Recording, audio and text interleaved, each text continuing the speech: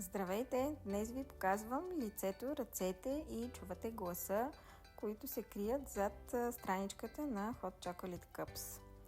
Аз съм Деси и това са едни от любимите ми чашки, които ви показах и едни от последните ми декорации. Днес трябва да декорирам по поръчка Соник.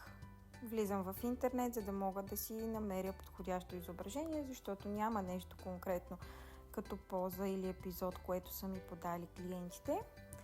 Трудно си намирам, честно казано, но вече съм готова и започвам да творя. Не обичам много да се гримирам и съм си сложила един лек филтър.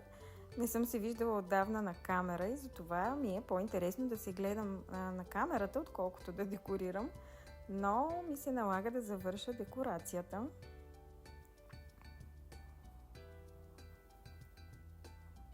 Работя с полимерна глина Fimo, обичам да смесвам цветовете, използвам всякакви инструменти, каквото ми попадне и ми е удобно. В повечето случаи това са инструменти за декориране на торти, инструменти за декорация на маникюр и каквото въобще ми попадне. Стига да ми върши работа, разбира се. Честно казано, днес тази декорация не ми беше много лесна. Не знам заради ретроградния Меркурий ли е, заради пълнолунието ли е, но 2 пъти коригирах очичките. Обикновено прага ми на търпимост е максимум 2 часа за чаша и ако не се е получила, просто отлагам за малко по-късно, ако имам тази възможност, защото понякога просто се налага последния момент да направя декорацията, която е поръчка и вече хората я чакат и нямам време да отлагам. Но когато мога, отлагам. Ето, вече съм готова.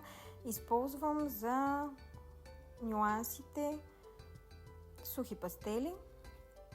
Много хубави цветове се постигат и много хубаво преливат върху полимерната глина.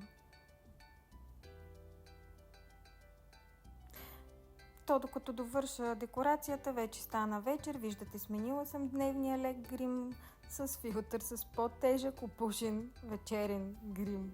Ами то си стана вечер.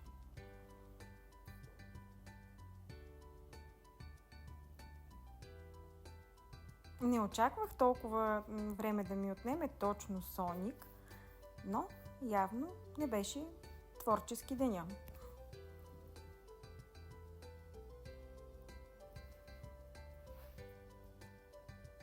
Почти съм готова на финалната права, съвсем финални щрихи.